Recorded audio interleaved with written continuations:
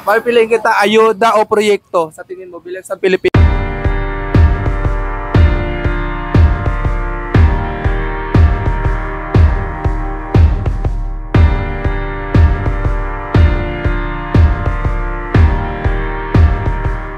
About purpose lang po tayo, may idea po kayo kung ano yung purpose?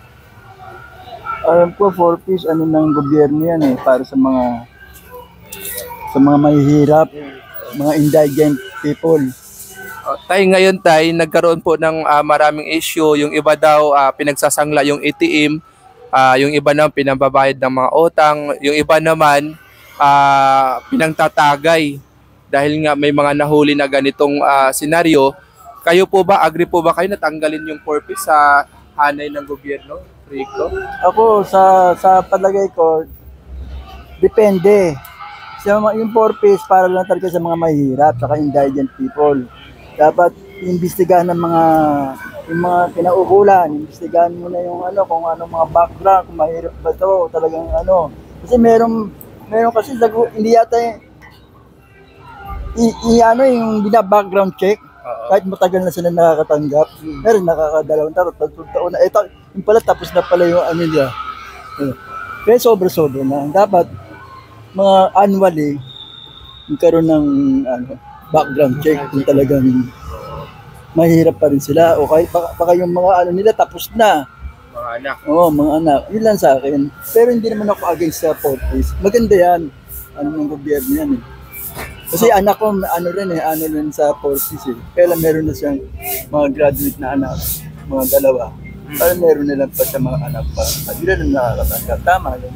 Mensahe niyo po tayo kay President Bongbong Marcos patungkol sa purpose. At ang mensahe ko lang kay Presidente, ang purpose maganda. Dapat wag alisin. Para sa mga mahihirap yan. Maganda yung purpose noon, kahit noon pa talagang maraming nakikinaman. I-background check na lang ng mga kinaukulan kung talagang okay pa rin sila. Kung tapos na, alisin na. Tay, anong masabi mo doon sa 1 million hectares na utang ng mga Pilipino sa gobyerno? Ngayon, binigay lang po ng libre ng gobyerno at wala na silang babayaran kahit piso. Binigay na sa kanila yung titulo nila na within 50 years na utang yung lupa na yun. So, sabi ko tama lang yun na ibigay na sa mga mahirap na magsasaka para kasi na sila yung kumbaga matagal na sila nagsasaka yung panahon ng mga Kastila, mga asindero, di ba, mga may-ari ng mga lupa. Dapat na katulad dun sa Tarlac, sa Pampanga, yung mga nung araw na nagsasaka sila. Ako nga merong sa binenta, meron din ng ibang magsasaka ng benepisyo. Tama lang yun na ibigay na sa kanila. Pagka ganun ba tayo kasi hindi na sila nagbabayad sa gobyerno, di ba? So, sa tingin nyo ba yung ganong ginawa ni President nakakatulong sa bansa sa tingin mo po? Or nakakatulong sa ating mga Pilipino sa tingin niyo? So, bagay yung ginawa ni Presidente maganda yun, nakakatulong sa mga Pilipino kasi matagal na sila nagsasake. Dahil pangatay ng ng ibang bansa, katulad ng hindi dito na nag-aaral sa atin yung mga Vietnam. Ano ba diyan nag-aaral dito sa atin? O kaya sila ang mga nangungunang mag-produce ng nag-aano pa sila sa atin, maangkat tayo sa kanila. Ay estudyante lang nung araw sa mga Los Baños, di ba, nung araw. Tama lang na ibigay na. So naabutan niyo po yung panahon ni Ferdinand E. Marcos? Maliit pa ako, naabutan ko nun. Siguro mga high school ako nun. So tay, anong masasabi nyo doon na number 1 po yung 2023 sa harvesting sa buong kasaysayan ng bansa natin, pinakamalaking na harvest na agrikultura? Mare, kasi siya ang secretary ng natutukan niya yung yung Department of Agriculture Dapat talaga matutukan, saka yung marami kasing corrupt diyan yung sa Department of Agriculture. Siguro nilinis niya yon. Tapos nakakuha siya ng tao na mag-aano doon na medyo na para talaga sa mga mahihirap ang para sa mga siguro maganda yun.